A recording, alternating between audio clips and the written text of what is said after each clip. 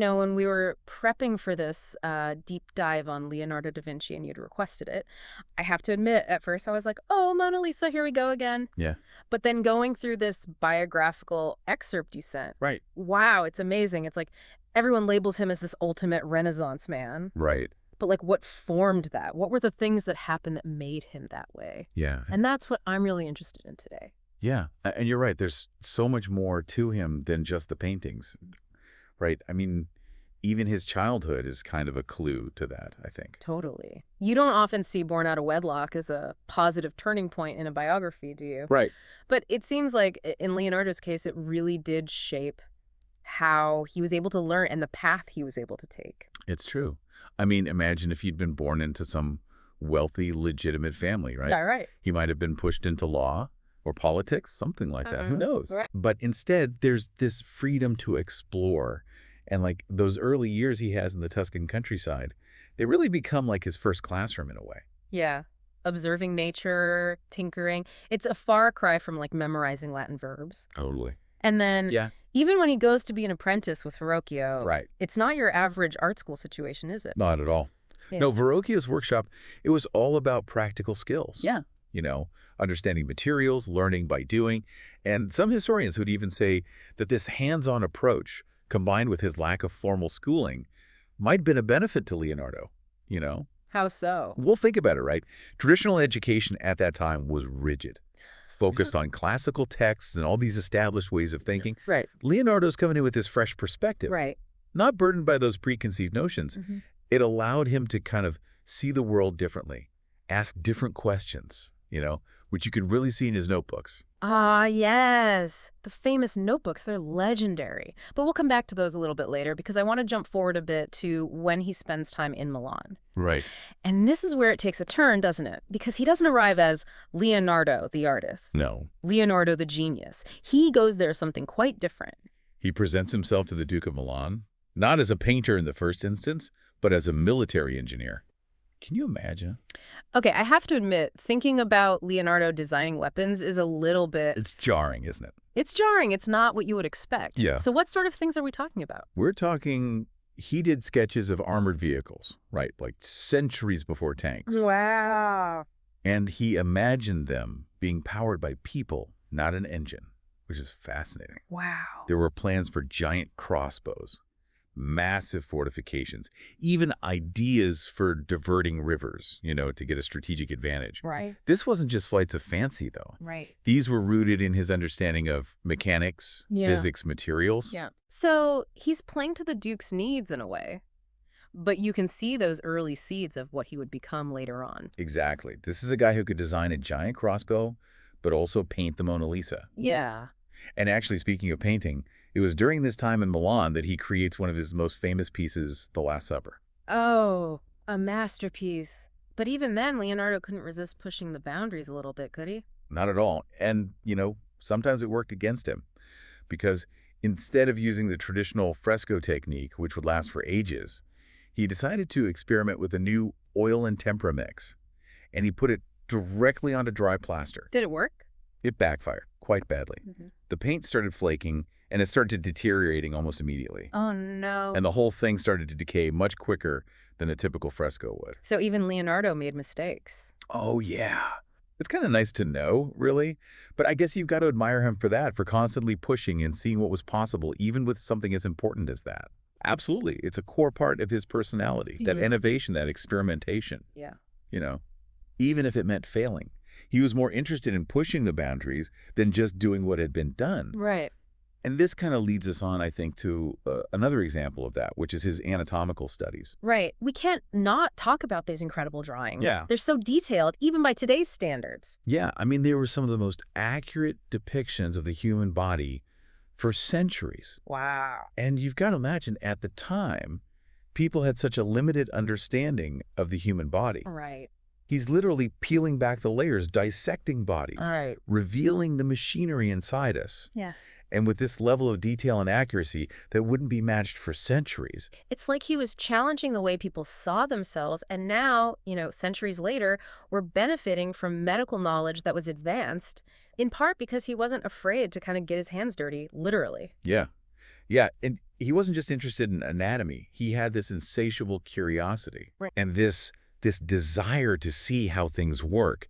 It bled into every aspect of his life, Yeah, from the flight of birds to the flow of water. right. And speaking of flight, Okay, I have to bring it up. The flying machines? It's impossible to talk about Leonardo da Vinci without thinking about those sketches. You know, contraptions with wings and gears. Did they ever actually work, though? well, probably not like how we think about planes today. Right. But that's not really the point, is it? Right. I mean, he wasn't just trying to build a machine to fly. He was trying to understand flight itself. Right. You know, he was obsessed with birds. He'd watch how their wings moved, how they used the air currents, Yeah. and then he'd take all of that and try to put it into his designs. So they might not have worked, but the thinking behind them was incredible for the time. Like that aerial screw design, it's like a helicopter blueprint. Exactly. Right. And the aerial screw, that's a great example of how he was inspired by nature. Yeah. Like a screw, the way it spirals. Right. And he uses that for something totally new.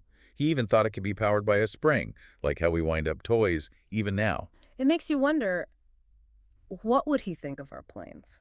Right. Would he be impressed, or would he think we're missing something that he figured out, back in the 15th century? Interesting question. Yeah. But we can't forget about his other work. I mean, we talked about the anatomy drawings, Right. but you mentioned his work on the heart earlier, and I wanted to come back to that. Oh, right. Yeah, it's easy to get sidetracked by the flying machines, but even when he was studying the heart, he was Yeah. making these amazing discoveries. He was so ahead of his time in understanding how our blood circulates. Wow. I mean, way before scientists knew about arteries and veins and Yeah. how the heart pumps blood. Right. He's dissecting hearts, making models out of wax, drawing the chambers and valves in incredible detail. So it seems like every time he got interested in something, he'd discover all these layers of complexity.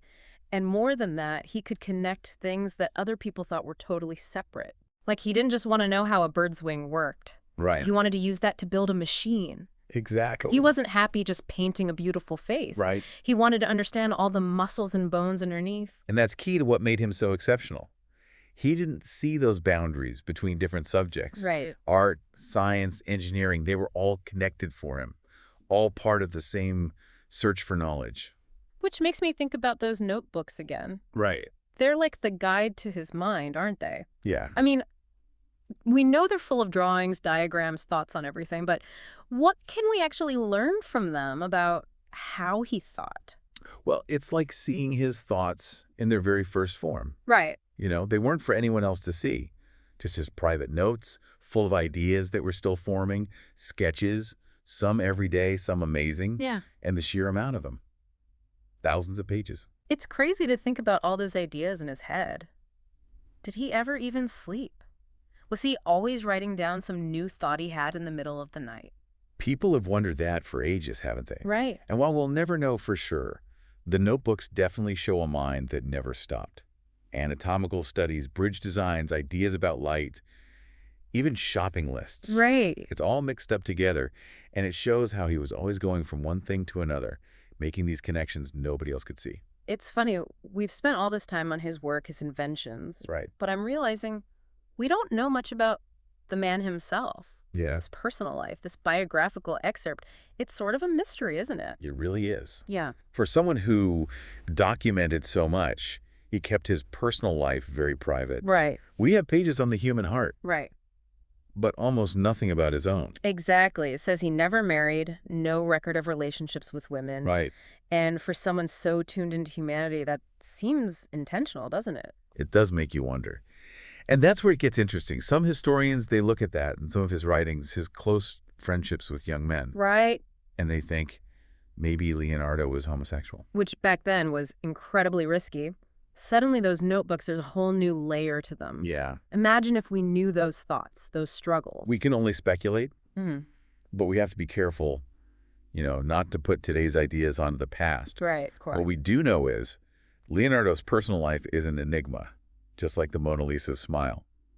We may never have the full picture, and maybe that's part of what makes him so fascinating. It's true. We're so used to having all the answers now. But Yeah. with him, the mystery remains. But you mentioned there are some controversial aspects to his life. By today's standards, at least. Yeah, it's true. We can admire his genius in the context of his time, Right. but we can't ignore some of his views, especially towards women. That wouldn't be acceptable now. There's a certain, well, objectification in how he sometimes portrays the female form. Yeah. It was common in Renaissance art, Right.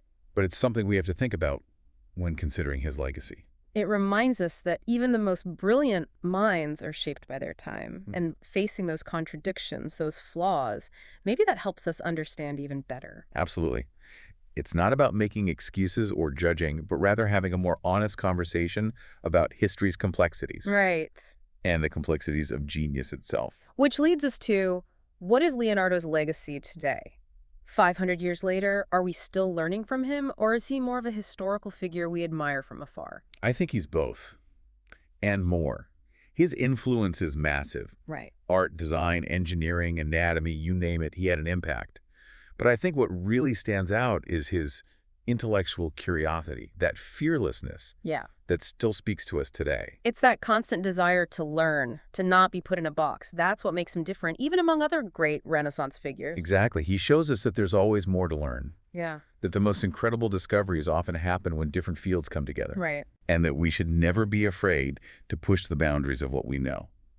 So as we wrap up this deep dive, I keep thinking maybe Leonardo's greatest legacy isn't a specific painting or invention, Yeah. but that spark he ignites in us, the listeners, to ask questions, to push boundaries ourselves, to never stop learning. I love that. And if this deep dive has done that for even one person listening, I think we've done Leonardo proud. I think so too. So to everyone out there, go embrace your inner Leonardo. Don't be afraid to dive deep into what fascinates you. You never know what you might find. Until next time, happy exploring.